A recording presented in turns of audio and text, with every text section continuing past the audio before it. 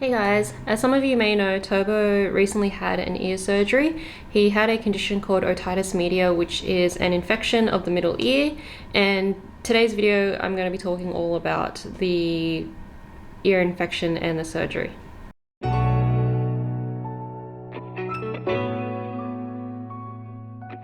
The first signs that I noticed in Turbo were his excessive scratching and grooming of his ears, a lot more than usual, and he was shaking his head quite a lot, so I could tell that there was something bothering him.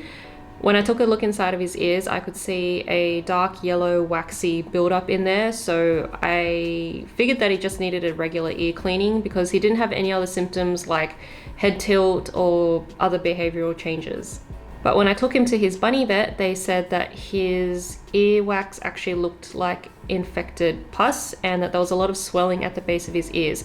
I didn't notice that swelling at first because I think it must have happened so gradually. So when I got home and I compared Turbo's ears to Bunmi's, it felt like he had a lump about the size of a marble in the base of each of his ears. If you feel like there could be swelling at the base of your bunny's ears, just be very careful because if you push too hard, you could push that material up against their eardrum and cause injury. So just be very gentle when you're handling your bunny's ears.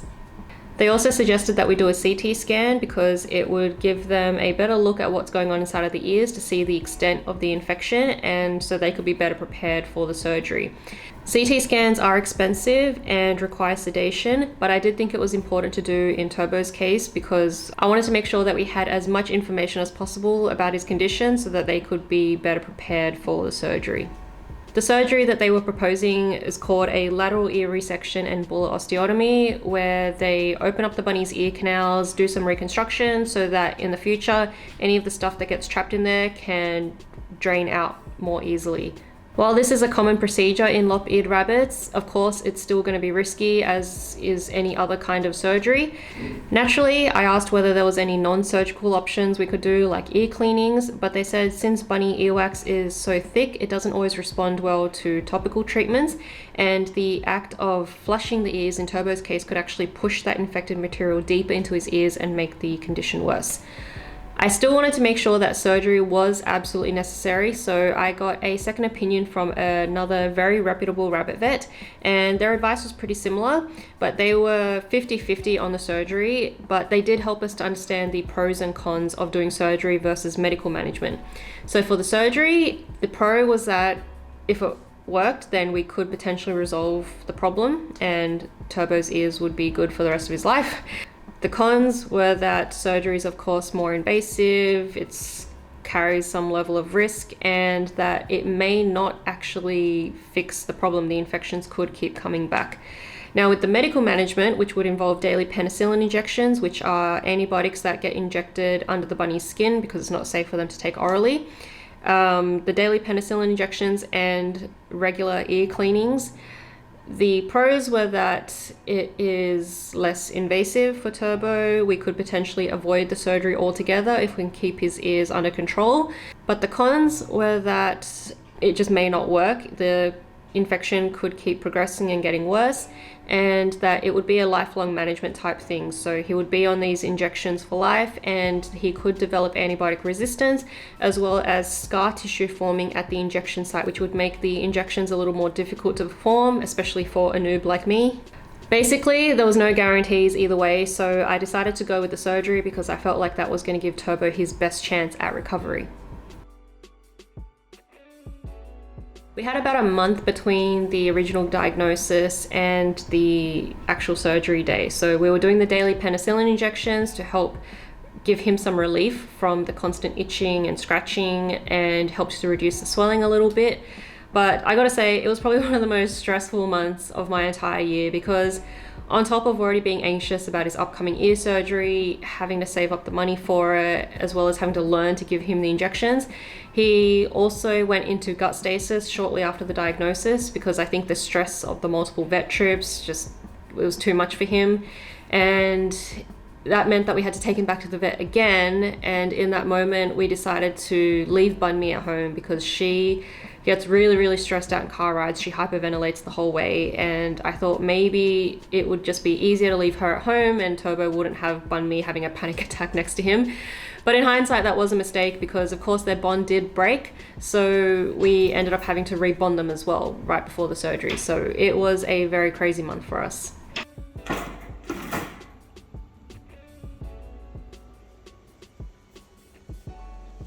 Hey, Bunmi. Hey.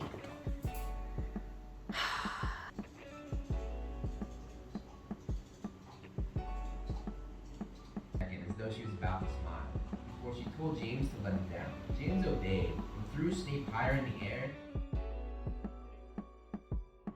We're just here at the vet with Turbo.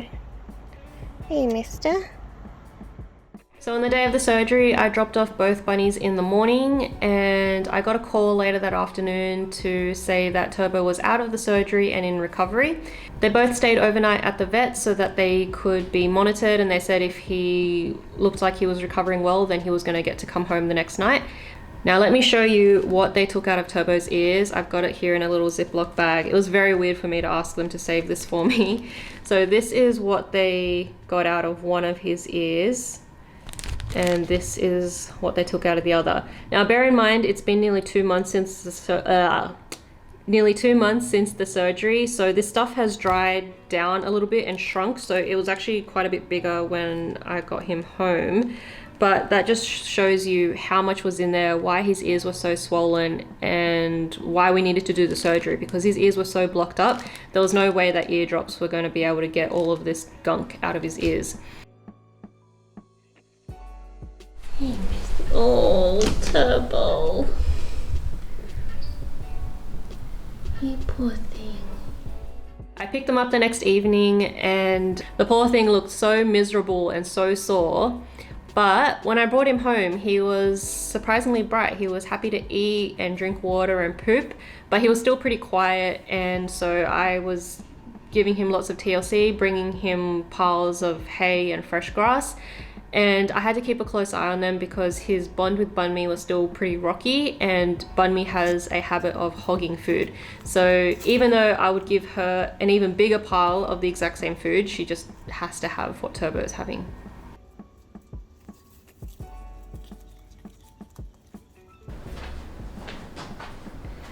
Oh. You poor ugly thing. Don't call him ugly.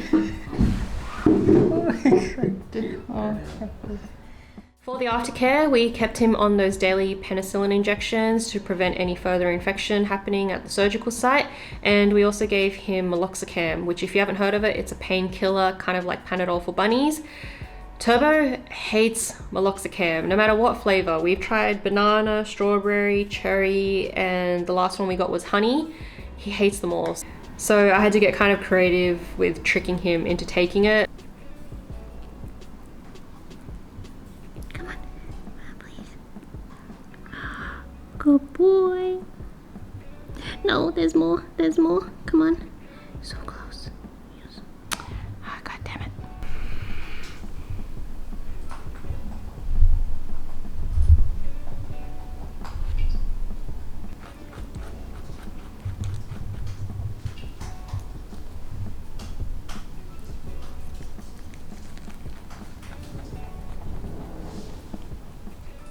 As the days progressed and he started to heal, the area began to scab and it got really itchy for him.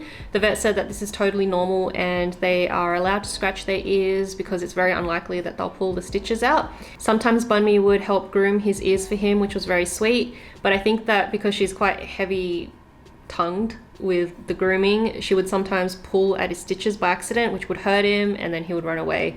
So he was avoiding Bunmi quite a lot while he was still sore and tender. He had 2 follow-up appointments, one at 2 weeks and one at 4 weeks post-op. It was supposed to be one every week for 4 weeks, but because of the COVID restrictions and my work schedule, it was kind of hard to go every week. But fortunately, he had a very smooth recovery, and the follow-up appointments are just for the vet to make sure that they're healing okay, remove any stitches if needed, and help clean his ears because he still had wax and dried blood coming out. So here he is today, Mr. Turbo, cute as ever. You can see that most of his fur has grown back now. He's got some little bald spots still on his ears, but it's all coming back. Just gonna tilt this down so we can see Turbo. I don't need to be in focus, you're the star of the show. It's been about 7, nearly 8 weeks since the surgery, and we've stopped the penicillin injections. We stopped those about a month afterwards. I'm gonna try to show you what his ears look like now that they're mostly healed. So you can see this opening is a lot bigger now. Usually this part is all closed up, but with the surgery, they've opened this up here so it's easier for the stuff that is in here to come out. Oh, sorry, Bubba. He's still got some crusty bits around here, but he can kind of get this off himself, or Bunmi will groom it off for him. It's only when he's got like a big nugget that's actually blocking the entrance of his ears. If it's right at the entrance, then I'll help to just kind of pick it out and it comes out really easily. A weird thing he does though is if I'm not careful, if I just put it on the table, he will eat it, which I don't really know why. Okay, I'm sorry. I think he wants to get down now, so I'll put you back. I'll put you back. You can go back with Bunmi. There you go. Oh, she's so cute.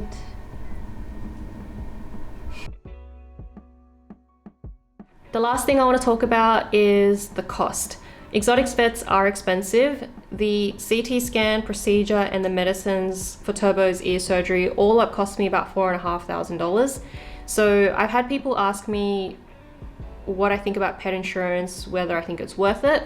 I called up Pet Cover, which is a pet insurer here in Australia, the only one I know of that covers exotics, and they gave me a quote which was about $450 for both my rabbits per year, and I would be able to claim up to $2,000 per rabbit. They also had a premium plan option where you could claim up to $4,000 per rabbit, which would have been so useful for Turbo's surgery. I could have saved so much money. But now that Turbo's already had one of the most common major surgeries, and both my bunnies have had gut stasis once, so it would probably be excluded from the plan. I don't know if it's still going to be worth it for us. But if you want to know whether it's worth it for you and your bunny, I suggest that you just call up your insurer, get a quote, and then you can decide for yourself how you want to budget for your bunny's vet bills. If you're currently trying to decide whether your bunny needs an ear surgery, I'm not trying to persuade you to do the surgery. I think that's going to come down to what you and your bunny vet agree is going to be the best for your own rabbit.